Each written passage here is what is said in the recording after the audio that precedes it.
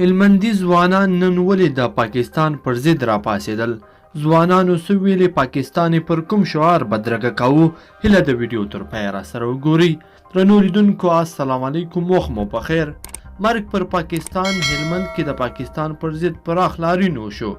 هلمند کې د مدني ټولنې له لوري د پاکستان پر ضد پراخ لارین راوتلی و او د پاکستان د بشر ضد کړنې وغندلې. دا لارین د هلمند د مدني ټولنې مشر اختر محمد بادزي له لوري په لار اچول شوی و چې د هلمند دیني علماو، قومي مشرانو، سپینګیرو، ځوانانو او ماشومانو پکې ګډون کړی و. د دوی د پاکستان بشر ضد کړنې وغندلې او د دښمن هیواد پاکستان پر ضد نارې وکړلې.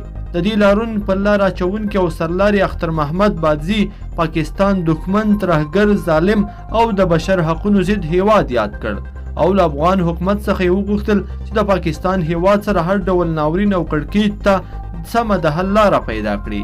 دا لارین بل ګډونوال او مدني فعال محمد جامي وویل چې د پاکستان د ظالمانه کړنو پر وړاندې به په ټول هیواد کې د دښمن هیواد پاکستان پر ضد غږونه پورته کوي. لارون کوونکو د هلمند د بیلابیلو ولسوالیو څخه راټول شوي وو او د هلمند مرکز لښکرګاه ټول ښار یې پیاده لارین وکړ او په نورو هیوادوالو یې هم غږ وکړ چې د پاکستان دښمن هیواد پر ضد راپاڅېږي. دوی د لارین په ترڅ کې د پاکستان هیواد بیرغ سره سره کرښه کش کړه او بیرغ ته یې اور ورته کړ. د مرګ پر پاکستان او مرګ پر پنجاب شعارونه یې ورکړل.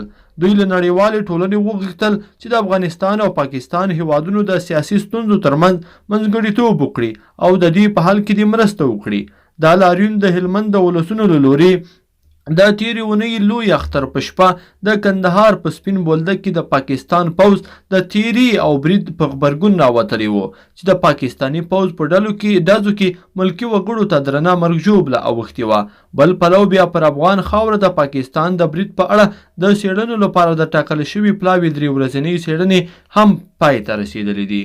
لیدونکو په دې هیله چې دا مطلب به مو راسره تر پایه پورې لیدلی وي. که مو دا ویډیو خوښه شوې ویډیو لایک کړئ د سره او چینل د سره ضرور سبسکرایب کړئ. تر بلې ویډیو پورې ښه وخت.